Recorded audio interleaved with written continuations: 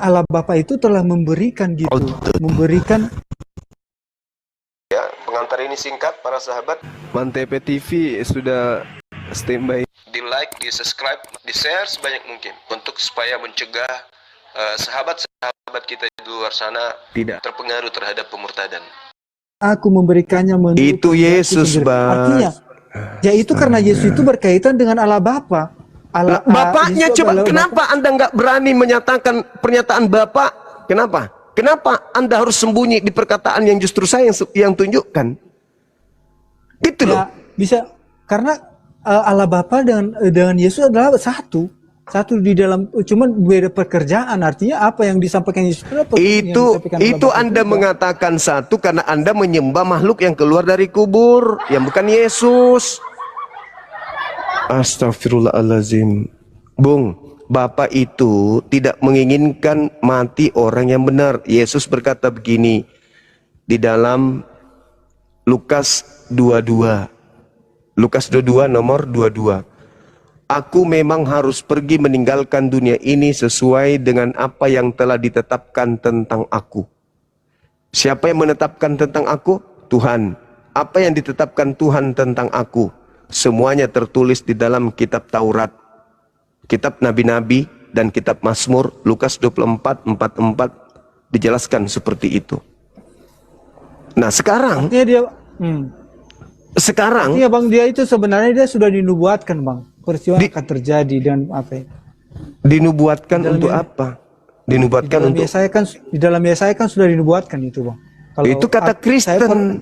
Itu tadi yang kupertanyakan samamu, Bung. Ini apa hakmu menggunakan ini sampai kamu asal perutmu aja asal ngomong. Itu dibuatkan di sini. Ini bukan kitab saudara, ini kitabnya Yahudi. Kenapa Anda melancarkan aksi-aksi penyesatan dengan menggunakan kitabnya orang? Buka Bang dulu di dalam apa Bang? Lukas 4 ayat 6 ayat Lukas, karena Abang bilang tadi kan ayat 16. Coba baca Abang dulu. Apa yang tertuang di Lukas 4 itu adalah pencobaan yang dilakukan kemudian iblis kepada Yesus. Dan gimana? Lukas 4 ayat 16. Lukas 4 ayat 16. Ya silakan Anda bacakan. Apa hubungannya dengan ini? Karena Abang bilang tadi itu kan tidak berhubungan kan? Memang tidak ada hubungannya. Yesus ditolak di Nazaret. Ayat 16. Ia datang ke Nazaret, tempat ia dibesarkan, dan menurut kebiasaannya ia datang membacakan sahabat, ia masuk ke rumah ibadah, membacakan Yesaya dan berdiri hendak membaca dari kitab. Di kitab Yesaya. Artinya gitu. Artinya kita Yesaya ini kan sudah dibuatkan. Jadi terus jemaatnya Yesus, jamaatnya Yesus di dalam bait suci itu Kristen maksudnya. Boleh rupanya orang Kristen masuk di rumah ibadahnya orang Yahudi, boleh.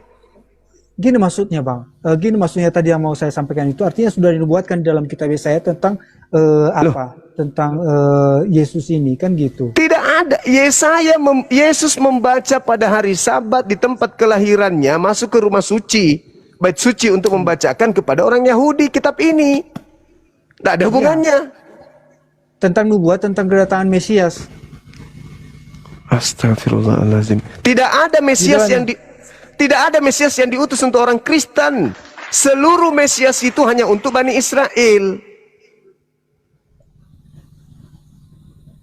Karena kenapa disampaikan ini? Kalau kita lanjut misalnya apa ini kan apa dikatakan di sini, Yesus kembali ke Galilea. Yesus ditolak di Nazaret ketika dia menyampaikan datang ke rumah ibadah. Jadi, terus dia pergi ke orang non Yahudi gitu. Dia pergi ke orang-orang yang tidak bersunat. Ya enggak lah. Yesus itu ketika dia ke tempat kelahirannya, Yesus lahir di mana rupanya? Di tengah-tengah orang Yahudi. Di Nazaret aja, kemudian dia ditolak pada saat itu. Tapi dia ke Yudea. Kenapa ditolak dia Bang? Ya orang Yahudi sampai sekarang menolak dia kan? Kenapa dia ditolak? Karena orang Yahudi menunggu Mesias yang sama seperti Hezekia, yang sama seperti Gideon, yang sama seperti Daud.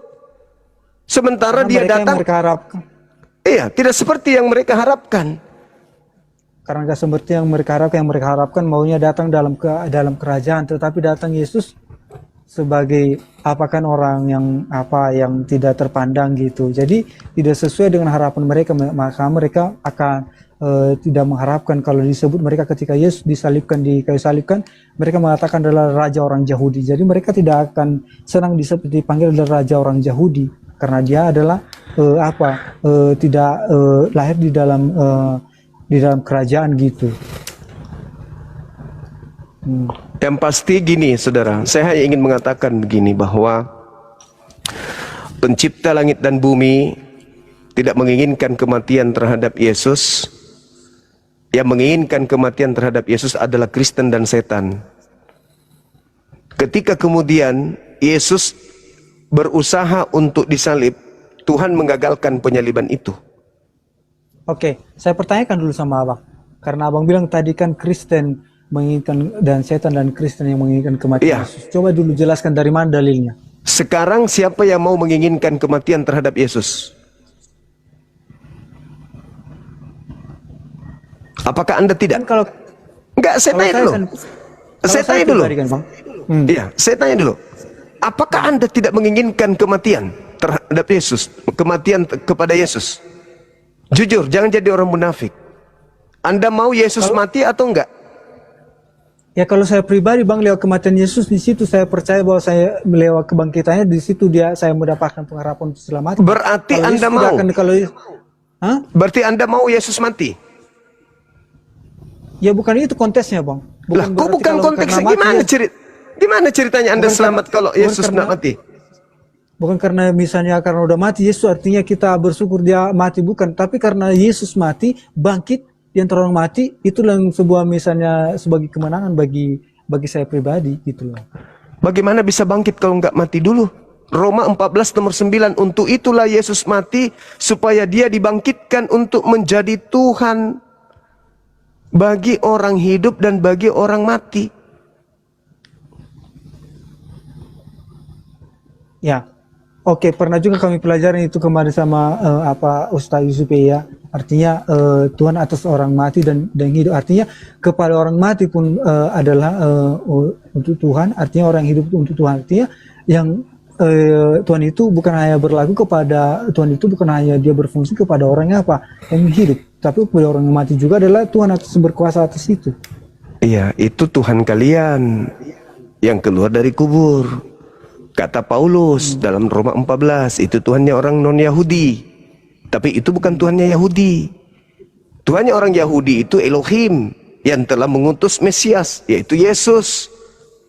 Nah sekarang kalau Kristen menginginkan kemudian kematian terhadap Yesus, apa bedanya dengan iblis? Sama-sama menginginkan kematian. Sedangkan pencipta langit dan bumi yang telah mengutus Yesus tidak mau Yesus itu mati, nggak mau. Kalau itu misalnya abang arahkan apa pola pikirnya ketika Yesus mati berarti itu keinginan iblis bersama orang Kristen. Artinya karena mati Yesus itu salah besar itu pengertiannya itu Bang. Tapi kalau bisa saya sampaikan sama abang, ketika Yesus mati di kayu salib, bangkit, justru itulah orang Kristen percaya lihat kematian Yesus itu tadi, kita percaya bisa walaupun kita mati, kita yang hidup sekarang, maka kita bisa dibangkitkan kembali sebagaimana Yesus telah mati di antara orang mati dan bisa bangkit. Itu kalau tolong tunjukkan kepada saya satu dalil di mana Tuhan menginginkan kematian terhadap orang benar demi untuk menyelamatkan orang-orang yang bersalah. Ini Bang ya, makasih banyak Bang. Di dalam Matius apa ini Bang ya? Matius 5. Ada di sini Bang. Bisa kita di sini di dalam Matius 5. Oke Bang ya. Dikatakan di sini ada beberapa ini diberikan semangat kepada kepada kami orang Kristen lah, termasuk mungkin abang. Di sini dikatakan di ayat 3, berbahagialah orang yang miskin di hadapan Allah karena mereka lah yang punya kerajaan surga. Ayat 4, berbahagialah orang yang bersuka cita karena mereka lah yang akan berbahagialah orang yang berduka cita karena mereka akan dihibur. Berbahagialah orang yang lemah lembut karena mereka akan memiliki bumi. Berbahagia orang yang lapar dan haus akan kebenaran karena mereka akan dipuaskan. Berbahagia orang yang murah hatinya karena mereka akan kemurahan. Berbahagialah orang yang suci hatinya karena mereka akan melihat Allah. Berbahagia orang yang membawa damai karena mereka akan disebut anak-anak Allah. Berbahagia orang yang dianiaya oleh sebab kebenaran karena mereka mempunyai kerajaan surga. Ini ayat 10 ini bang. Ayat 10 ini, berbahagialah orang yang dianiaya oleh sebab karena kebenaran, karena mereka yang mempunyai kerajaan surga. Jadi walaupun misalnya mati kita untuk mempertahankan kebenaran, kita akan memperoleh surga. Itulah firman Tuhan yang disampaikan di sini. Terima kasih. Di mana Tuhan menginginkan membunuh orang benar demi menyelamatkan orang yang berdosa. Anda kan tidak nyambung itu. Ya kan artinya di sini kan bang, artinya kalau kita mempertahankan kebenaran, kita mati contohnya untuk mempertahankan kebenaran, karena kita menyampaikan firman Tuhan contohnya sebagaimana murid-murid Yesus sebelumnya yang termasuk Rasul Paulus juga menerangkan itu ya, dia memperoleh walaupun dia menderita untuk menjalankan misi untuk menyampaikan firman Tuhan itu, dia akan mendapatkan peroleh hidup yang kekal, itu kerajaan surga. Di mana Tuhan menginginkan kematian terhadap orang benar untuk menyelamatkan orang yang bersalah. Kan kontesnya di sini tadi bang, berbahagia orang yang dianiaya, bukan dibilang saya akan membunuh orang yang benar, bukan itu kontesnya. Kan Anda mengatakan keselamatan orang Kristen itu karena Yesus dibunuh. Kenapa sih? Abang ini udah lama kali pun berjam-jam kita diskusi bang, nol isinya. Saya tanya, iblis menginginkan kematian terhadap Yesus. Tuhan menginginkan tidak kematian Yesus. Kalau menginginkan kematian kepada Yesus, mana dalilnya? Tuhan menginginkan kematian terhadap orang benar demi untuk menyelamatkan orang yang berdosa. Ada nggak dalilnya?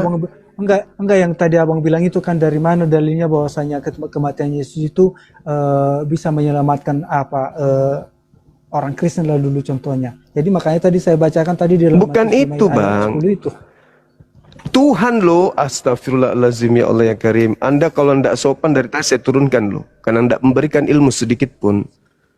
Tuhan ya, pencipta langit dan bumi berkata dalam Mazmur 37 nomor 28 sampai nomor 40, jangan kau membunuh orang yang tidak bersalah, sebab aku Tuhan mencintai hukum. Aku akan menyelamatkan orang yang benar. Aku menghukum pengkhianat, orang fasik. Ketika orang benar itu dibunuh, diintai untuk dibunuh, aku akan menyelamatkan dia. Amsal 21:8, orang fasik pengkhianat dijadikan tebusan kepada orang yang benar, dan fasik sebagai ganti orang yang jujur. Keluaran 23, jangan kau membunuh orang yang benar, jangan kau bunuh orang yang tidak bersalah.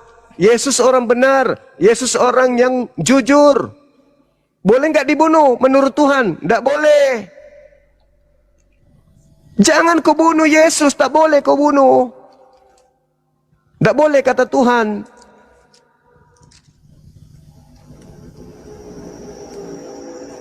Nah, ketika Yesus ini orang benar dibunuh, apakah menyelamatkan? Tidak. Tidak menyelamatkan. Kalau Yesus yang asli dibunuh, maka tidak menyelamatkan. Kenapa? Karena Yesus orang benar. Kalian bunuh. Yang ada adalah dosa. Kutanya dulu sama abang dulu. Yang membunuh Yesus ini Kristen atau orang Yahudi? Orang Yahudi yang kerasukan setan. Ya, jadi artinya bukan tadi. Jadi abang sudah menjawab sendiri loh. Udah menjawab sendiri. Artinya bukan orang Kristen. Jadi orang Kristen, kenapa ada orang Kristen? Karena percaya kepada menerima Yesus. Hadiah dari Yesus, dari iblis. Ya, itu beda kontesnya bang. Itu abang coba saudara tunjukkan kepada saya. Ada orang diselamatkan di Yahudi gara-gara membunuh orang benar. Tunjukkan di kitab ini. Tunjukkan di kitab ini. Kalau seandainya contohnya kan bang, kalau Yesus itu mati di kayu salib dan tidak bangkit, mungkin kami tidak ada yang namanya Kristen.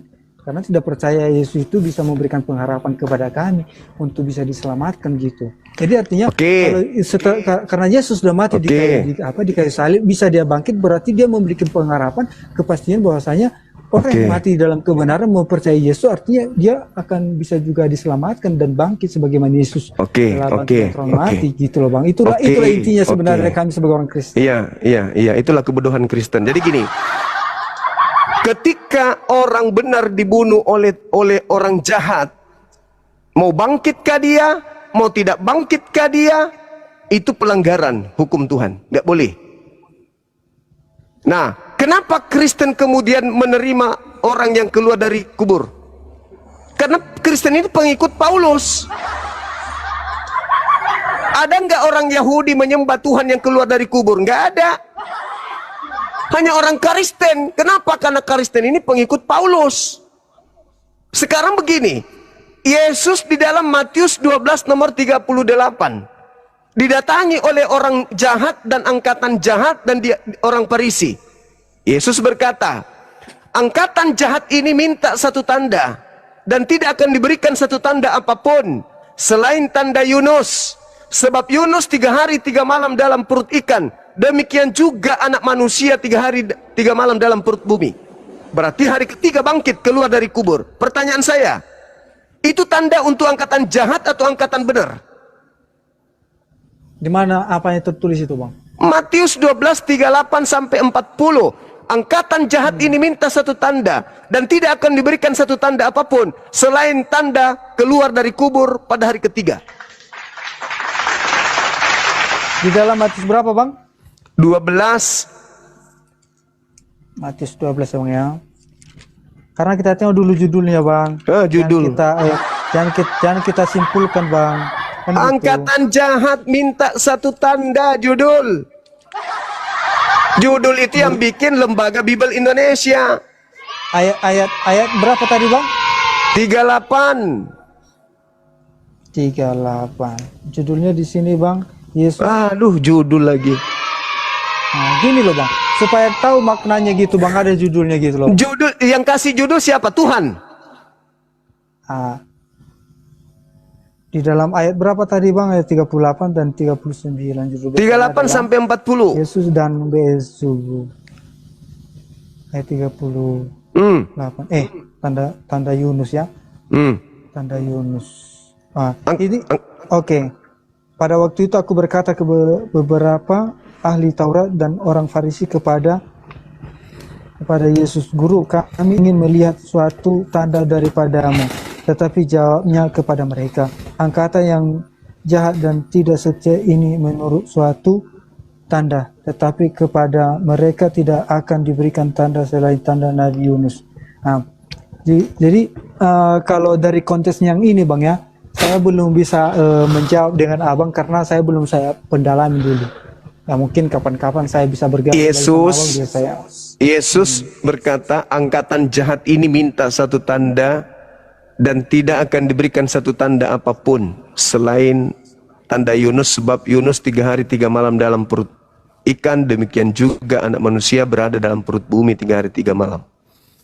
Jadi ada kebangkitan. Yunus keluar dari perut bumi, dari perut ikan hari ketiga. Anak manusia keluar dari perut ikan, perut bumi hari ketiga. Itu tanda untuk siapa? Angkatan jahat. Siapa yang percaya kebangkitan pada hari ketiga?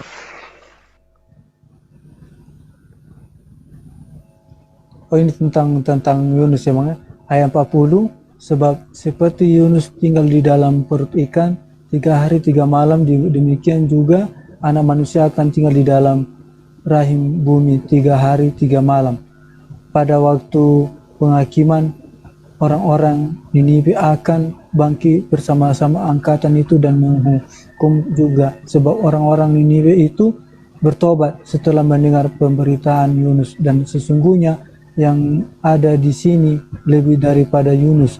Pada waktu penghakiman berasal dari selatan itu akan bangkit bersama angkatan ini, dan ia akan menghukumnya juga, sebab ratu itu datang dari ujung bumi untuk mendengar hikmat Salomo, yang sesungguhnya yang ada di sini lebih daripada Salomo. Jadi di sini nggak ada dibilang di sini apa Bang.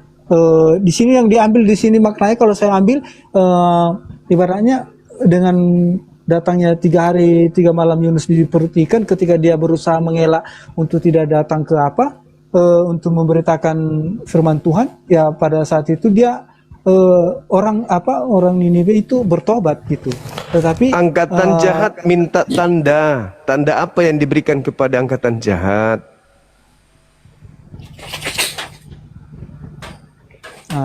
Itu jadi di sini dikatakan ketika datang Yesus tadi dikatakan di perut bumi, dia maksudnya dikubur, artinya setelah itu bangkit dan terang mati, artinya lebih daripada si Yunus ini.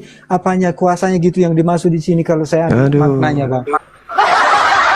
Memang Anda cocok di gereja, Bangku. Memang cocok menjadi alat Yesus Kristus untuk menyesatkan banyak orang. Anda terlalu kuat memegang doktrin dan dogma, di mana Yesus sudah jelas-jelas mengatakan angkatan jahat minta suatu tanda, dan tidak akan diberikan satu tanda apapun kecuali tanda Yunus. Angkatan jahat diberi tanda Yunus. Apa itu 3 hari 3 malam? Siapa yang percaya itu angkatan jahat. Anda mencoba, apa judulnya? Habis itu nanti apa terakhirnya? Anda baca, Anda sambung-sambungkan kemana-mana. Karena kalau hanya satu ayat kita ambil, Bang, jadi kita nggak bisa mendapatkan maknanya gitu, Bang. Ketika kita baca semuanya, baru kita dapat maknanya situ. Sekarang saya tanya sama saudara, mampus, banyak cerita. Yesus tidak mengenal kitab Anda itu. Yesus tidak mengenal pengarang kitab saudara. Pengarang kitab saudara hanya melakukan penyelidikan. Dialah yang susun-susun. Disusun-susun itu cerita supaya bisa menyesatkan orang yang membaca yang tidak menggunakan ini. Udah jelas-jelas angkatan jahat minta satu tanda. Tandanya apa di situ? Carilah kesimpulan. Oh, harus ini, harus apa? Harus baca semua. Sekalian aja bilang, baca semua sampai kitab Wahyu. Sudah diakuinya, yang menginginkan kematian terhadap Yesus adalah iblis. Pencipta langit dan bumi menginginkan tidak? Tidak. Berarti yang menghadiahkan salib kepada Kristen siapa? Tuhan atau iblis? Ya sudah jawabnya tadi. Ngeyel betul. Ngeyel. Susah karena otak sudah rusak. Ada tamu. Selamat malam. Selamat malam, Bang. Iya, Abang Ute. Ya. Dari mana, Bang? Katolik, Protestan? Protestan. Oh, siap. Ya. Baik. Boleh mungkin menjelaskan tema ini, Abangku? Oke, baik ya. Untuk apa hubungannya Taurat dengan agama Kristen? Oke. Ada tiga hal penting yang harus saya sampaikan. Yang pertama, Taurat seperti yang menjaga anak sebelum dewasa. Itu yang pertama.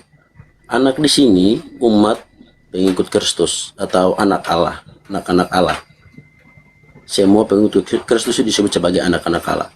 Kemudian yang kedua, Kristus hadir sebagai penggenapan sehingga anak-anak Allah tidak lagi di bawah hukum Taurat, melainkan menjadi anak Allah. Kemudian hal yang ketiga, anak Allah hidup dalam roh dan dipimpin oleh kasih karunia, bukan lagi oleh peraturan semata. Dan jadi bukan dibatasi hanya oleh peraturan semata, dibatasi dengan peraturan, tetapi karena kasih karunia Allah. Itu yang mau saya sampaikan, Bang. Hubungannya, Bang, hubungan ketetapan Taurat yang hanya untuk Bani Israel ini dengan Kristen itu apa hubungannya? Nah, itu yang tadi saya sampaikan. Bukan untuk peraturan, bukan saja kita manusia teristimewa ciptaan Allah ini, anak-anak Allah ini tidak dibatasi dengan peraturan-peraturan semata. Tapi karena umat Allah ini, anak-anak Allah ini, lewat kasih karunia Allah, lewat kelahiran Yesus Kristus, kita tidak dibatasi oleh peraturan semata. Nah, karena itu Yesus hadir sebagai penggenapan. Abangku, yang saya tanya hubungannya Kristen dengan kitab Taurat itu apa? Taurat itu diwahyukan hanya untuk Bani Israel, bukan untuk kita di luar Bani Israel. Lalu kenapa ada di dalam agama Anda kitab itu?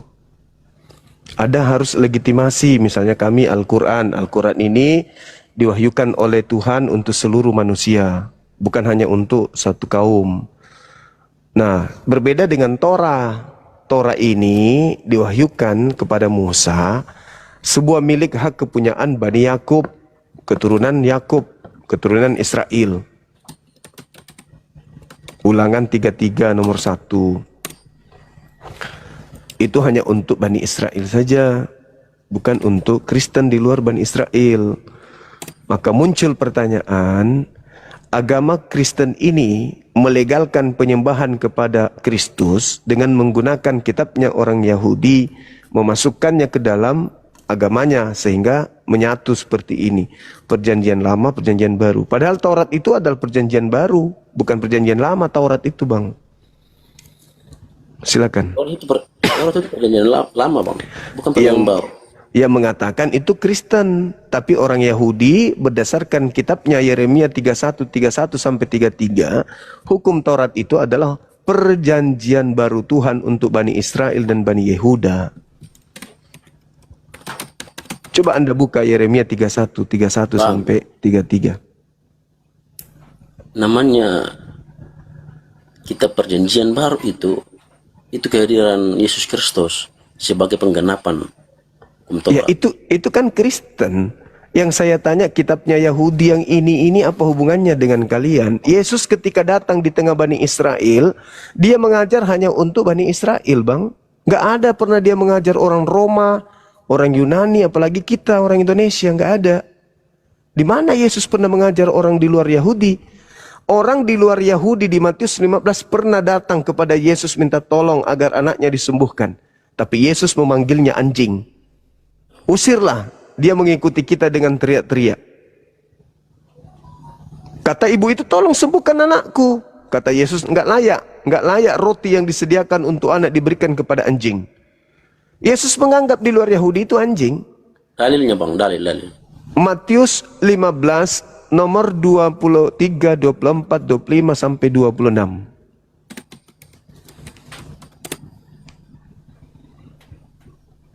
Aku diutus hanya kepada domba. Itu. Tidak layak roti yang disediakan untuk anak diberikan kepada anjing. Aku ini diutus domba. Domba itu Bani Yakub. Bani Yakub itu tertulis dalam Yeremia 50 nomor 17. Yakub adalah domba. Keturunan Yakub adalah anak-anak domba. Di luar Yakub bukan domba. Yesus menyebutnya anjing. Matius berapa? Matius 15 Ayat? dari 23 sampai 26. Ya, fokus pembicaraan Abang itu di ayat keberapa? 24, 25, 26. Sebentar ya, mau konfirmasi dulu.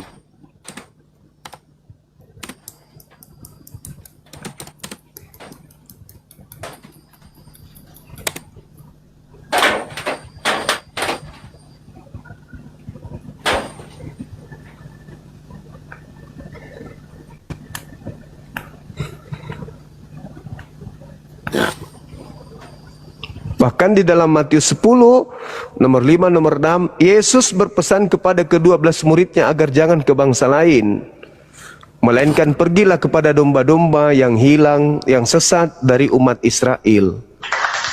Ini Abang, saya baca ayat yang ke-24 ya. Matius 15 ayat yang ke-24. Menegaskan bahwa Yesus datang pertama-tama bagi Israel. Tidak ada kata pertama-tama di situ, jangan ditambah. Pertama-tama bagi Israel. Tidak ada kata pertama-tama, Bang. Jangan ditambah-tambah. Betul ditambah-tambah. Pak. Mana ada tertulis begitu? Ini Jangan. sebentar. Silakan. Saya balikkan kamera dulu. Oke. Bisa dibaca? Nggak bisa. Nggak bisa, Bang. Anda buka di mana itu? Alkitab Sabda terjemahan tahun berapa itu? Terjemahan tahun berapa yang Anda baca itu?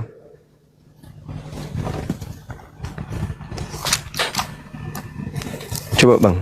Abang, itu kitab-kitab mana ya? Terjemahan apa yang Abang baca?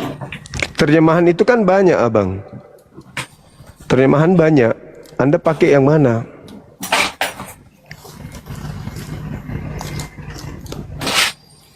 Ini yang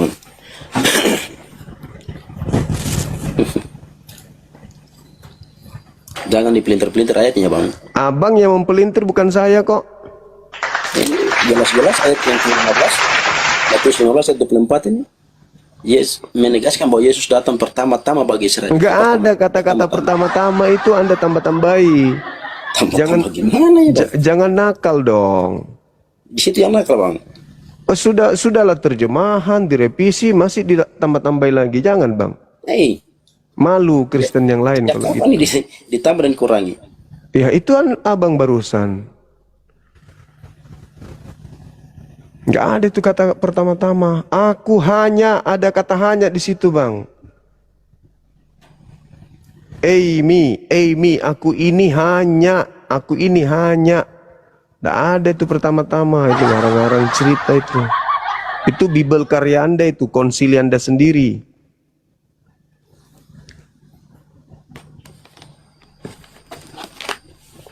Makanya Yesus mengatakan kepada Bani Israel, waspadalah kepada serigala yang datang kepadamu menyamar seperti domba. Serigala itu di luar dari Israel.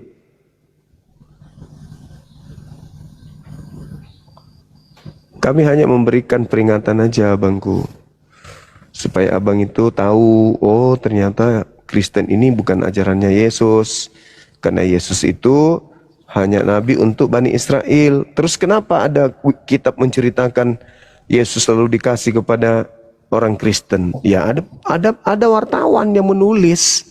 Tulisan wartawan itu. Tulisan wartawan itulah yang dikasih ke Roma. Wartawannya siapa, Bang? Wartawan Penulis siapa? Pewarta kan? Pewarta, penulis kitab saudara. Iya, siapa itu? Lukas, Markus, Ya, itu.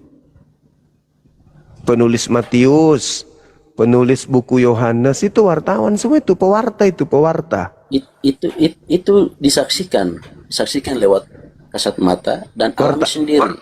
Wartawan juga begitu, Bang. Kalau melihat Kalau sesuatu misalnya kejadian dia kitab saksikan. abang, kitab abang itu wahyu turun kepada Muhammad, itu siapa yang menyaksikan? Tidak perlu kesaksian kalau kebenaran. Tidak bisa. Tidak kenapa? benar, harus bisa dibuktikan, baik secara lisan maupun tertulis. Oh, bukan begitu polanya. Ada ndak yang menjadi saksi ketika Tuhan datang kepada Adam? Kebenaran itu bisa dibuktikan dengan kata-kata, lisan ataupun tertulis. Ya, Siapa yang siapa yang menyaksikan? di dalam kitab Anda itu tertulis Tuhan berkata kepada Adam, siapa saksinya? Adam sendiri kan? Sudah. Saksi lain selain Adam siapa? Sementara bukan Adam yang menulis. Kitab Quran mengimani, umat Islam lewat Quran mengimani atau tidak? Ya, kami imani Al-Quran. Seluruh Ya, jazirah karena sejazirah Arab percaya kepada Quran. Lukas, ada nggak percaya? Wahyudi Orang Yahudi mengimani percaya itu. nggak? Lukas, Wahyudi mengimani. buku Wahyudi Lukas mengimani itu dipercaya di Israel nggak? Abang, sebentar. Yahudi mengimani bahwa firman Allah turun kepada Adam. Iya. Umat Islam mengimani bahwa ada firman Allah turun kepada Adam. Umat Kristen juga mengimani, Protestan maupun Katolik. Kalau misalnya wahyu yang turun Siapa kepada saksinya? Muhammad, Siapa saksinya? sekalipun tidak ada saksi, tapi beberapa agama yang mengimani. Kenapa Anda percaya? Kenapa Anda percaya? Ya karena lebih dari satu agama. Lebih dari satu agama meyakini. Artinya kebenaran itu tidak butuh saksi, abangku. Abangku, wahyu turun kepada Nabi Muhammad. Iya. Selain dari Islam, agama mana lagi yang mengimani? Ya Islam aja. Islam aja tidak kuat itu, hanya satu. Kenapa tidak kuat? Tidak kuat. Nah, sekarang buku Lukas itu lebih dari satu orang yang bersaksi. Lukas siapa yang percaya? Agama apa selain Kristen? Kristen Protestan, Kristen Katolik. Ya itu Kristen semuanya. Yahudi. Di mana? Di mana Yahudi percaya buku Lukas? Di mana? Abang, ngarang cerita orang ini. Peristiwa yang ditulis oleh Lukas di mana? Di Israel atau bukan? Ya, percaya nggak orang Israel? Percaya. Di mana orang Israel Mereka menjadi percaya. Kristen menjadikan kitab Lukas sebagai kitab suci? Ada aja. Karena kejadian itu benar-benar terjadi di Israel. Iya, orang Israel sekarang mengkitabkan buku Lukas nggak? Ditendang Kami kan Lukas itu, percaya. nggak dianggap. Kalau kitab ini perjanjian baru dan perjanjian lama disodorkan ke umat Yahudi, mereka Diludahin. Nggak Mereka tidak dianggap akan kitabnya. Nggak ditolak Tapi dong. kalau- Siapa bilang? Nih kalau kitabnya Al-Quran ini. disodorkan, Ini kitabnya Yahudi nih namanya nih. Ini kitabnya Yahudi, bahasa Ibrani nih kitabnya. Kalau Anda kasih ini dilemparkan ini ndak dianggap. Ini terjemahan dari Alexandria abad yang ketiga sebelum dilemparkan Masehi. yang dilemparkan itu Al-Quran, Bang. Lah, kenapa mesti dia lemparkan? Terserah. Ini kan memang bukan kitabnya mereka. Ini bukan kitabnya mereka. Tapi kalau yang dia lemparkan ini lucu. Karena ini Logikanya berasal begini. orang Kristen mengaku ini dari Israel, tapi dilemparkan sama Yahudi. Kalau ini mereka lemparkan wajar karena ini tidak diwahyukan di tempat mereka. Lah kalau ini Anda ambil tapi kamu serahkan ini ke Yahudi, diludahin, tidak dianggap buku Anda itu. Ini kitab dia nih, ini kitabnya. Logikanya begini, Bang. Kalau misalnya wahyu turun kepada Nabi Muhammad, lalu tidak ada yang menyaksikan, kemudian Terus selang beberapa hari kemudian, berapa tahun kemudian, surat lagi turun, satu surat turun, satu surat lagi turun. Apakah itu wahyu diturunkan selama beberapa hari, beberapa malam, atau cuma satu malam? Al-Quran diwahyukan 22 tahun. Sedangkan itu Nabi Muhammad diturunkan wahyu hanya dalam mimpi satu malam. Gimana mungkin? Kata siapa? Al-Quran diwahyukan 22 tahun. Disaksikan sejazirah Arab oleh kaumnya. Ini yang bahaya ini. Ini dari mana ini? Ini siapa yang terima ini? Abang. Lukas, Markus, Matius, Roma, Galatia. Ini apa ini? Apa ini? Nabi Muhammad Kitab apa ini? tidak tertidur dan tidak mimpi selama berhari-hari. Dia Muhammad menerima hanya satu dia malam. menerima wahyu 22 tahun, menerima Al-Qur'an ini 22 tahun Apa buktinya? dan mengajar di tengah-tengah Bani Ismail. Selama 22 tahun dia menerima Al-Qur'an, mengajar dan sejazirah Arab semuanya menjadi Islam, menjadi pengikutnya. Apa buktinya? Sampai sekarang 1400 tahun di sana masih pengikut Nabi Muhammad. Nah, Tidak sekarang mengimani Nabi Muhammad. sekarang Karena kitab sekarang kitab kitab Anda ini saya dari ini tidak kitab Anda menubuatkan ini Nabi Muhammad. ini ya nggak ada urusan, nggak perlu juga, kami nggak Kitab butuh saya tidak nubuat. menubuatkan Nabi Muhammad. Ya nggak, memang nggak Yang butuh, lucunya ngapain? Kami nggak butuh. Yang Ini lucunya kitab kami. Ini kitab kami ini. Sekarang saya Kitab tanya. kalian. Sekarang apa hakmu menggunakan kitabnya Yahudi? Nyaho. Apa haknya? kitab kalian. Apa haknya? Ini kitab kami untuk kami. Kami tidak mengambil kitabnya Yahudi, kami tempel begini kayak pencuri. Sekarang kamu, kenapa ada kitabnya Yahudi di agamamu? Bisa kau jawab? Saya bisa jawab. Apa alasannya? Kenapa ada Alasannya? kitabnya Yahudi di agamamu? Apa alasannya? Allah Abraham, Allah Ishak dan Allah Yakub itu Allah kami. Allah Nenekmu kami yang satu. kiper. Yang saya tanya kitab, bukan Abang klaim tidak kitab. Kitab. Itu Iya. cuman klaimmu saja. Kitab yang diturunkan kepada Abraham, itu pula kepada Musa, itu yang kami imani tentang Iya, Allah kamu yang imani, kau percaya yang saya tanya. Allah yang Apa satu. hakmu pakai ini? Apa hakmu pakai? Tapi kalian mengklaim Taurat itu milik Apa kalian. hakmu Bisa pakai? Ini bukan Bisa Taurat, buktikan Taurat. ini bukan Taurat, ini Al-Quran. Ini yang Taurat, ini terjemahan Taurat masuk di agamamu. Apa Apakah hakmu Islam- pakai ini? Apakah Apa Islam, hakmu? apakah Apa Islam hakmu mengimani pakai Taurat? ini, kawan? Kawan, apa hakmu pakai Apakah ini? Islam mengimani Taurat? Apa hakmu Maksudnya? pakai ini? Abang Suma, apakah Islam mengimani Taurat? Apa hakmu pakai ini? Abang Suma, Anda turun, Anda bahlul. Saya beriman kepada kitab Taurat yang datang kepada Nabi Musa, bukan yang datang kepada lembaga Bible. Ini bukan Taurat. Ada-ada aja. Abraham, mana ada Allah Abraham mati dibunuh orang? Dasar. Sok paten. Saatnya lah saudara-saudara sadar, pikirkan. Iya juga ya. Kok ada kitabnya Yahudi di Kristen? Dari mana asalnya? Gitu loh. Ayo selamat malam Saudara Robert Surbakti. Oke, selamat malam, Bang. Malam Bang. Ya, terima kasih sudah membahas Alkitab, membuat orang Kristen semakin harus belajar Alkitab. Ya, Ya, oke, hubungan orang Kristen dengan Taurat. yes. Ini cukup menarik.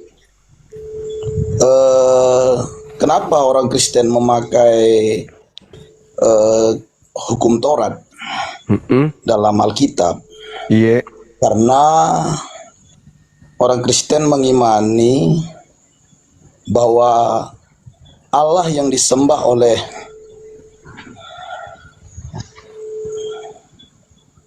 Oke, udah nyala, Bang. Belum. Belum ya? Tinggal diterima, Bang. Terima aja permintaannya. Ya. Oke, salam kenal Saudara Robert. Ya, Silakan. terima kasih, Bang ya. Sama-sama, Bang. Ya, salam kenal. Terima kasih. Yes. Sip.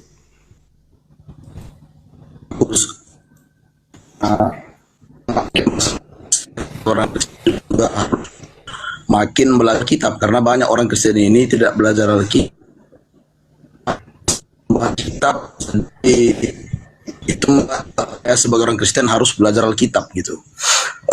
Jadi gini, ya pasti akan ada perdebatan, tapi yang pasti pandangan, walaupun pandangan ini bisa diterima bisa enggak gitu. Jadi kenapa orang Kristen itu memakai hukum Taurat? Karena orang Kristen itu percaya kepada Allah yang disembah oleh orang Yahudi. Dan Allah orang Yahudi itu adalah satu-satunya Allah yang menciptakan langit dan bumi dan segala isinya. Jadi,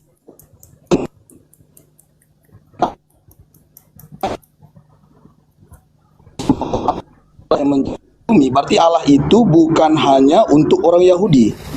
Walaupun Allah kepada orang Israel. Jadi Allah itu Allah semua bangsa. Allah semua bangsa. Makanya kalau kita lihat perjanjian lama, Allah itu juga mau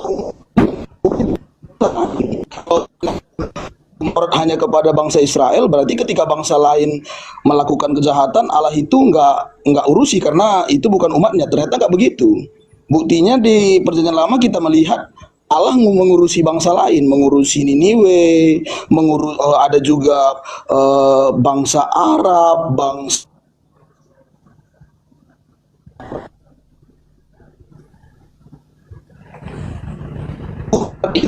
walaupun dia untuk Bani Yakub, sebenarnya Tuhan itu punya rencana. Ketika Taurat itu disampaikan kepada orang Israel, maka orang Israel menjadi contoh bagi bangsa lain, karena sebagai Allah yang eksklusif hanya kepada satu bangsa. Karena itu hanya satu bangsa, berarti dia bukan Allah yang menciptakan langit dan bumi dan segala isinya, begitu. Jadi karena orang dari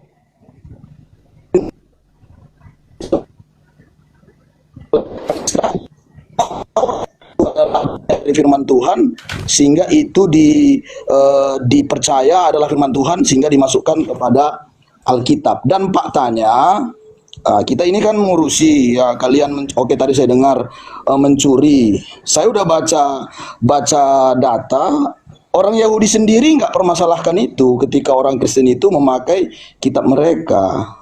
Orang Yahudi sendiri mempermasalahkan itu. Kenapa? Karena orang Yahudi itu juga, karena orang Yahudi itu juga rindu bangsa lain juga mengenal, menerima Allah mereka. Makanya kita perjanjian lama itu tidak hanya ditulis oleh orang Yahudi, tidak hanya orang Yahudi. Misalnya kitab Rut itu kan bukan bangsa Yahudi, dia kan bukan bangsa Israel. Tapi dia juga masuk dalam kitab itu. Kalau nanti kita pertanyakan begitu,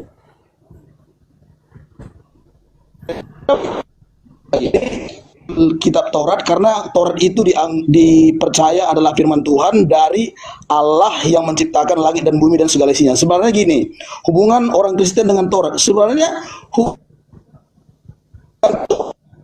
cuma orang Kristen. Sudah pasti Allah itu berlaku bagi semua bangsa, bukan hanya satu agama, bukan hanya satu suku, satu bangsa. Kalau dia hanya berlaku bagi satu bangsa, berarti itu bukan Allah yang menciptakan langit dan bumi dan segala isinya. Oke, gitu sedikit Bang. Mungkin Abang pun Iya, tolong ada tunjuk. pandangan saya. Tapi pertama-tama Bang, saya berterima kasih kepada Abang sudah membahas ini Bang ya. Ya, Ya. tolong tunjukkan kepada saya di mana Tuhan berfirman kepada Musa, di mana firman-Nya ini Musa menerima perintah untuk mengabarkan kepada bangsa lain. Tertulis di mana itu? Oke, gini Bang. Kalau Abang bertanya begini, saya tanyakan juga, kenapa Allah di perjalanan itu ngurusi bangsa lain? Lah, menjelaskan bangsa lain kepada Nabi Musa, bukan memerintahkan Musa untuk mengajarkan kemudian kepada bangsa lain. Di mana dalilnya? Oke, pertanyaan saya kembali. Enggak, saya tanya Abang gitu. Nah, Anda kan Allah menggunakan kitabnya orang, Anda itu yang punya bangsa kewajiban. lain? Anda punya kewajiban menunjukkan klaim Anda gini, Bang. di mana firman kepada Musa bahwa Taurat ini untuk bangsa lain itu di mana? Di mana juga larangannya bahwa orang bangsa lain tidak boleh menggunakan Taurat.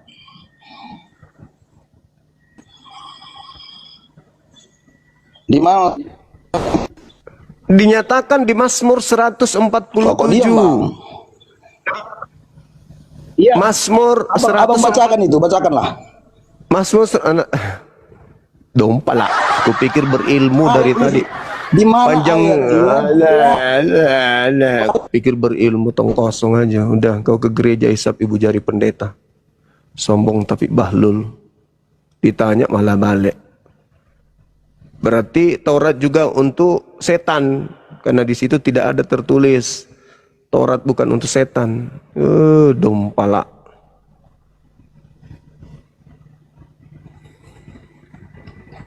Pakai otak. Cara menyesatkannya terlalu overload. Ditanya panjang lebar, udah sakit kuping dibuatnya. Giliran ditanya, di mana dalilnya? Tuhan berfirman kepada Musa, sampaikanlah ketetapan-ketetapanku yang datang kepadamu itu kepada bangsa lain. Mana dalilnya?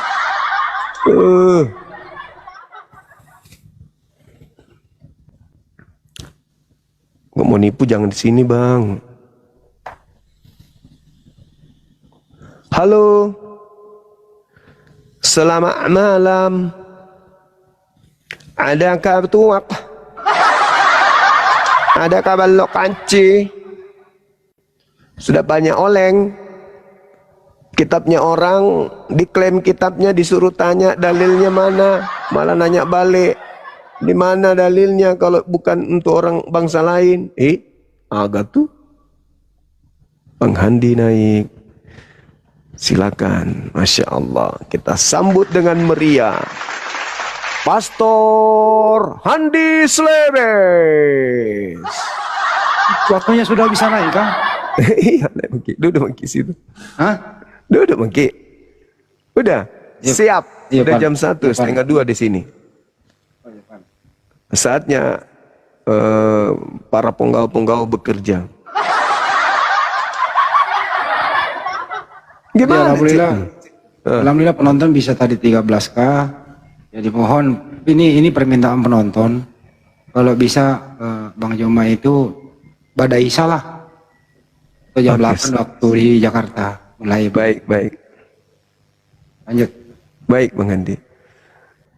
Ayo silakan teman-teman, masih ada waktu nih.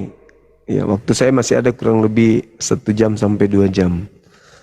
Sambil kita ngobrol sama teman-teman yang lain. Tadi sudah ada berapa yang naik ke sini, tapi belum bisa memberikan data yang akurat kenapa orang Yahudi menggunakan kitabnya, kenapa orang Kristen menggunakan kitabnya orang Yahudi itu. Padahal hukum-hukumnya nggak dipakai. Jangan makan babi, makan babi. Jangan membuat patung, bikin patung. Jangan bersaksi dusta. Nah. Jangan mengingini orang lain, ambil kitabnya orang. Langgar. Ibadah Sabat jadi Minggu. Percumanya dipakai, cuman aksesoris doang. Yang pernah saya dengar Bang Joma, kalau tanpa kitabnya Yudaism atau Torah itu mereka kelihatan sekali bahwa ajaran ini dari Barat. Betul. Terus kemudian masuk ke Indonesia, dibantu lagi dengan istilah-istilah Al-Quran. Sehingga betul. jati dirinya, keasliannya itu terselubung. Itu Yang muncul? Yang muncul, ya begini, mau jawab jujur ya salah, mau jawab salah ya memang salah gitu. Akhirnya ya kemana-mana nggak nyambung. Lebih baik jujur lah teman-teman. Jujur saja. Assalamualaikum warahmatullahi wabarakatuh, Gurunda. Waalaikumsalam warahmatullahi wabarakatuh. Masih minta itu di si Robert dibawa ya, masih penasaran nih.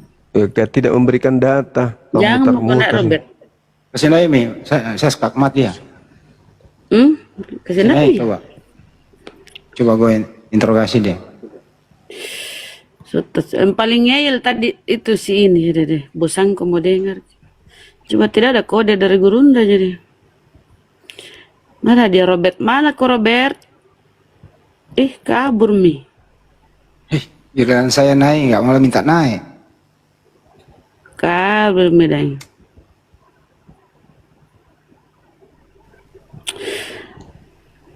Tapi mantap ya. Itulah kehebatannya. Ini memang topik agak berat Bang Juma. Ini pernah dibahas Bang Juma sama si Bom Bom. Mereka nggak bisa apa-apa juga. Siapapun pendeta sebenarnya ya, mohon maaf ini Pak Pendetaku yang saya hormati, ini memang sulit untuk dijawab. Karena memang nggak ada hubungannya. Nggak ada. Kalau membaca suratnya Paulus Efesus 2 nomor 15 juga, itu juga sebenarnya ngambang. Bukan buat dia, tapi kenapa dia yang batalin ya? Itu satu. Yang kedua, Galatia 3:13. Bukan buat dia, dia pula mengatakan hukum Taurat mengandung kutuk. Itu loh, jadi waduh, ada lagi kayak begini naik nih.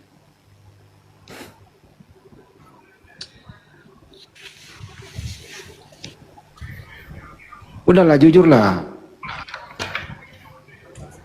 Aku pula yang disuruh on cam. Kalau kamu mau lihat aku, banyak filmku tuh, banyak sinetron aku. Tonton aja. Heri Ada Kristen. Ada sinetron saya yang paling terkenal itu, Si Buta Mata Keranjang. Tuh, lu nonton tuh. Halo juga, silahkan. Ya begini, Bang. Sebetulnya kalau kita membahas agama itu tidak ada pemenangnya gitu.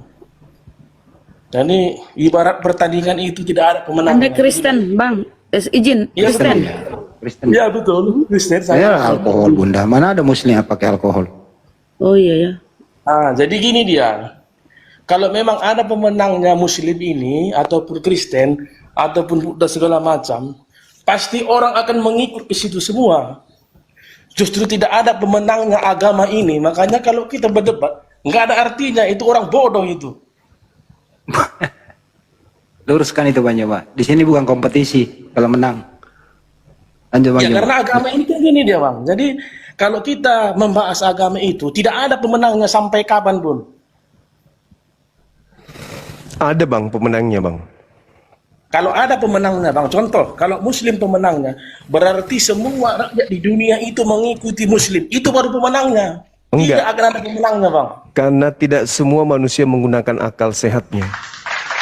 Ada manusia yang terjerak oleh tipu daya iblis. Anda menjadi Kristen apakah Anda berdasar akal? Kan tidak. Anda hanya mengimani saja kepercayaan nenek moyang menyembah kepada makhluk Tuhan. Anda nggak mau tahu benarkah, salahkah, yang penting saya Kristen. Anda menjadi Kristen itu saya pastikan 100% bukan karena akal, tapi karena ikut-ikutan nenek moyang. Sementara yang selamat itu, yang menang itu adalah mereka yang menggunakan akal. Untuk menjadi Kristen, maaf nih, untuk menjadi Kristen, menyembah kepada manusia atau makhluk yang keluar dari kubur, itu gak dibutuhkan akal. Yang dibutuhkan itu adalah percaya doang. Jadi kalau Anda mengatakan tidak ada yang menang, ada yang menang. Yang menang itu yang menggunakan akal. Tidak ada, Bang. Soalnya kan begini, Bang, saya potong sedikit Silakan. ya. Jadi satu contoh, bapak aku ya kan, bapakku ini dibilang orang lah itu bapakku begini, dibilang orang lah bapakku begitu, ataupun salah apa segala macam. Saya tidak akan tinggalkan itu bapak saya, Bang. Itu tetap bapak saya. Sama juga seperti abang juga kayak gitu. Ibaratnya kalau abang itu, bapak abang itu contohnya salah, benar salah, tetap itu bapak abang, enggak akan diputuskan. Sama juga kami Kristen, kami juga Kristen, enggak mungkin kami putuskan bapak kami itu. Baik juga dengan abang, enggak mungkin abang putuskan bapak Muhammad abang itu. Seperti itu, Bang. Makanya sebetulnya kalau membahas agama ini orang bodoh sebetulnya. Tidak ada pemenangnya, Bang. Salah itu. Tipikal yang Anda sampaikan itu tipikal anak-anak iblis. Anak-anak iblis itu sudah tahu dirinya di neraka. Tapi kenapa mereka nggak mau keluar menjadi malaikat atau menjadi kucing atau menjadi sapi? Mereka tetap ngotot di situ karena sabar dulu, karena mereka sombong. Sekarang Anda mengatakan bahwasanya tidak akan ada orang yang meninggalkan. Kami umat Islam tidak meninggalkan agama nenek moyang kami karena agama kami masuk akal. Bedanya dengan Anda tetap di dalam memegang keyakinan Anda tanpa proses akal, cuma imani saja. Itu bedanya. Sama seperti iblis. Karena iblis tidak punya akal, mereka cuma percaya saja. Yang penting saya ikut kepada nenek moyangku. Mau neraka kek, mau apa kek, yang penting saya ikut nenek moyang. Ya samanya dengan Anda itu. Jadi, Bang, kalau bapak abang itu salah, apa abang melepaskannya itu? Oh, Kan jelas. tidak mungkin, Bang. Oh, saya tinggalkan kesalahan. Siapa yang mau mengikuti kesalahan? Berarti abang itu tidak mengakui bapak abang. Kan nggak Saya mungkin, akui. itu tetap. Saya akui dia itu keliru, dia salah, dan tugas saya memperbaiki dia. Al-Quran yang menjelaskan itu. Luqman ayat 14, ayat 15. Bedanya Anda, setelah Anda tahu orang tua Anda itu sesat, Anda tambah menyesatkan dia dengan mengikuti jalannya. Coba suruh orang tua saya menyembah kepada manusia, atau suruh menyembah kepada makhluk yang keluar dari kubur. Pasti kularang. Tapi kan tetap bapak abang itu. Tetap bapak saya. Al-Quran surah Luqman ayat 14, ayat 15. Tetap saya wajib menghargai, menyayangi, mencintai dia. Tapi tentang hal keyakinan, kami berbeda keyakinan. Tapi dalam hal ayah dan anak, tetap beliau wajib hukumnya kami sayang. Tapi beda keyakinan. Karena dia tidak menggunakan akal. Dia hanya mengikuti ajaran nenek moyang dia. Kalau saya enggak. Begitu orang tua saya menyembah kepada selain daripada yang maha suci, menyembah kepada ciptaan, menyembah kepada makhluk, apapun itu, meskipun makhluk itu sakti, yang namanya makhluk bukan Tuhan. Maka saya akan tinggalkan keyakinan orang tua saya. Karena Jadi saya satu gini, Bang. Ya, silakan. Oke, lanjut. Jadi gini, walaupun, Bang, saya bilang itu Tuhan Yesus yang benar. Satu contoh ya, contoh dulu. Tuhan Yesus yang betul-betul benar. Pasti abang tidak akan mau pindah ke Kristen, Bang. Baik juga seperti Muhammad. Muhammad pun benar. Saya juga orang Kristen tidak akan mau pindah, Bang. Nah, jadi kita saling membawa aja, Bang, agama ini, Bang. Karena yang nanti menentukan itu kebenaran. Sewaktu kita mati nanti di situ baru kita tahu yang mana yang benar agama ini.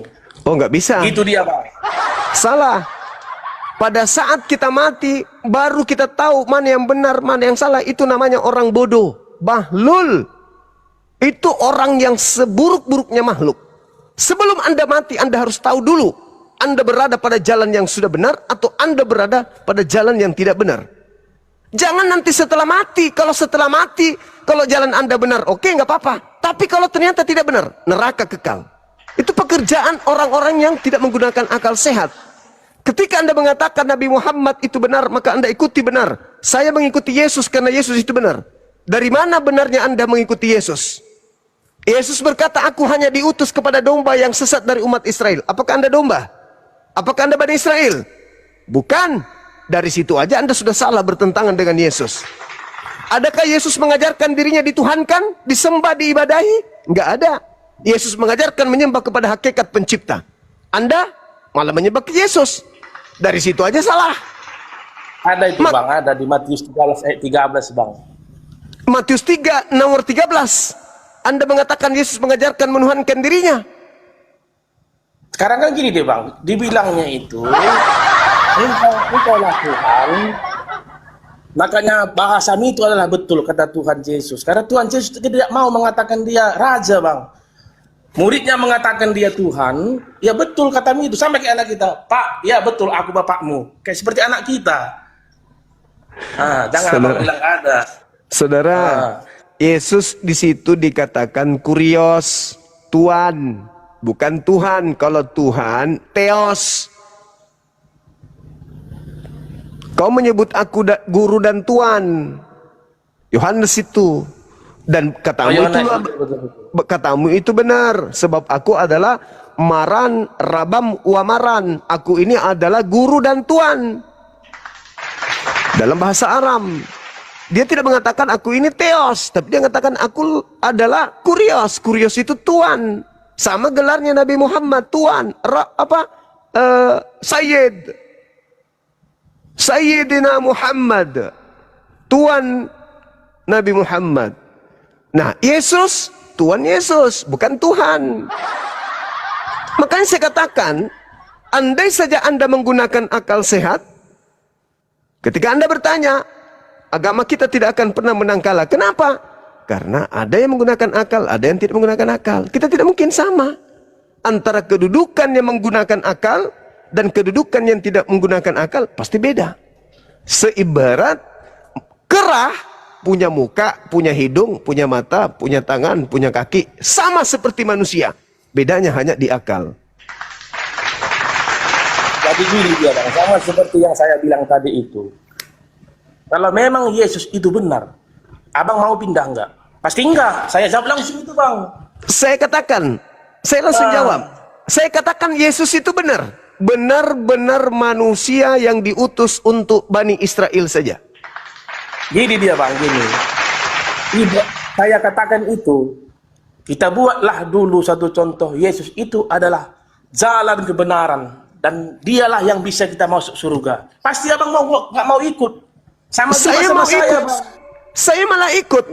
Yohanes 14 nomor 6. Akulah jalan, akulah kebenaran, akulah hidup. Tidak ada orang yang sampai kepada Tuhan tanpa melalui aku. Aku, ya, betul. Aku ini jalan atau tujuan? Jalan. Nah, terus kenapa disembah, dituhankan kalau jalan? Anda ingin ke Monas melalui jalan Tamrin. Anda menganggap jalan Tamrin itu adalah Monas. Ya nggak sampai-sampai ke Monas. Karena Anda sudah menganggap bahwa jalan menuju Monas itu adalah Monas. Nggak sampai ke Monas. Makanya Yesus itu jalan, dia bukan tujuan. Yesus itu jalan untuk siapa? Untuk Bani Israel. Menuju kepada siapa? Kepada Tuhannya Abraham, Ishak dan Yakub. Masa Anda ingin ke Monas, tapi jalan ke Monas Anda anggap Monas? Ya sudah sampailah Anda ke Monas berarti. Ternyata Anda tidak sampai ke Monas karena Anda hanya di jalan mutar-mutar. Saya percaya Yesus, dia itu kebenaran. Ya, saya percaya dia adalah jalan. Kenapa? Ya pastilah Bang percaya karena di kitab kalian itu pun kan memang ada Nabi Isa. Kalau di kitab makanya kan nggak ada Nabi Muhammad. Makanya kami nggak percaya lah Bang. Nah, sekarang permasalahannya adalah apakah Yesus itu diutus untuk seluruh umat manusia?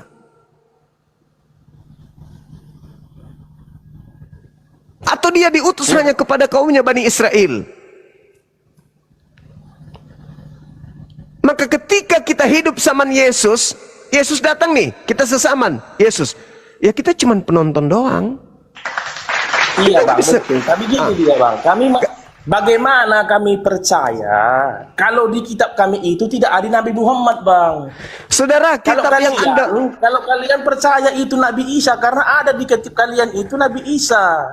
Saudara, Makanya kami nabi kami bang di perjanjian baru itu satu, tapi kalian dua. Jadi kan wajar kami nggak percaya Muhammad. Bagaimana kami percaya Muhammad? Di kitab kami tidak ada itu. oke.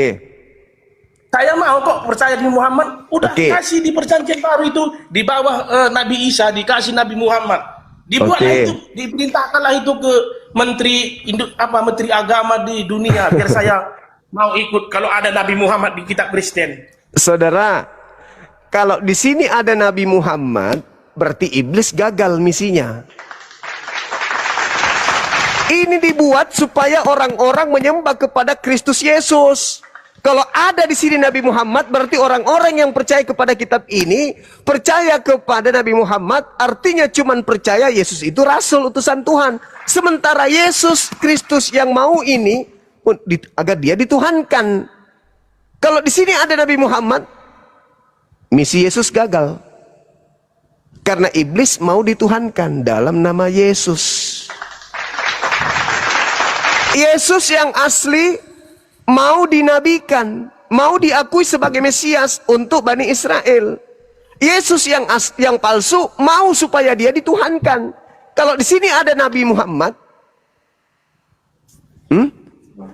maka Tapi gini dia bang. sabar dulu. Maka Oke, gugurlah lanjut. ketuhanannya. Ingat saudara, Lukas, Markus, Matius, Yohanes, 4 kitab yang lolos. Sabar dulu. 4 kitab yang lolos yang menguatkan ketuhanan Yesus Kristus. Injil Thomas, Filipus, Andreas, kemudian Maria, dan yang lain-lainnya itu tidak diloloskan. Kenapa? Karena tidak mendukung ketuhanan daripada Kristus Yesus. Ada Itu kan kata kekuatan. abang. Itu Loh. kan kata abang itu. Sekarang saya tanya sama saudara, siapa yang memberitakan Injil bersama dengan Yesus? Intinya bang, Ya, intinya. Kan begitu intinya. Intinya itu, kenapa itu Nabi Muhammad tidak ada di perjanjian baru di Alkitab kami, sedangkan kalian itu ada Nabi Isa bang. Saudara, kenapa tidak ada Nabi Muhammad di sini? Karena iblis ingin disembah. Di sini digunakan, kitab ini digunakan untuk menuhankan Kristus Yesus. Tapi kenapa Nabi Isa ada di kitab kalian? Karena Nabi Isa ada Nabi Isa dalam Al-Quran. Karena Al-Quran itu adalah berita gaib dari langit yang diberitakan oleh yang maha menyaksikan. Kepada Nabi Muhammad diinformasikan, Nabiku datang kepada Bani Israel, ditolak, direncana, dibunuh, dan seterusnya. Tetapi sebenarnya mereka tidak membunuhnya, melainkan aku angkat ke langit. Yang mereka bunuh adalah orang yang diserupakan. Berarti yang disalib adalah bukan Nabi Isa. Yang disalib keluar dari kubur. Setelah keluar dari kubur, yang disalib ini ingin dituhankan. Sejak kapan Yesus anak Maria mengajarkan untuk menuhankan dirinya? Tak pernah. Tapi kenapa giliran ada yang keluar dari kubur, kok minta disembah? Siapa dia? Rupa-rupanya Yesus memang berpesan, waspadalah kepada penyesat yang datang kepadamu dengan memakai namaku dan berkata, akulah Yesus Kristus. Jangan kau percaya. Berarti kata Yesus yang asli, ada penyesat muncul setelahku bernama Yesus Kristus. Itulah yang kamu sembah. Selamat. Jadi sekarang gini bang, tapi kan ada itu kan yang di kitab Muslim ada itu Nabi Isa bang. Kalau kami ini Kristen nggak ada bang itu Nabi Muhammad, bagaimana kami percaya? Sampai kapanpun kami nggak akan percaya bangku, karena tidak ada di kitab Kristen menyatakan itu. Kecuali sekarang tadi, abang itu menggantinya ke Menteri Agama Dunia. Abang taruh situ perjanjian baru di Nabi Muhammad. Oke, tolong Anda jelaskan kepada saya. Tidak ada Nabi Muhammad di sini. Oke, karena kalaupun ada pasti dihapus. Kalau ini Kalau di Abang sini bilang muncul, dihapus. saudara, kalau Nabi Muhammad muncul di sini, apakah masih ada yang Kristen?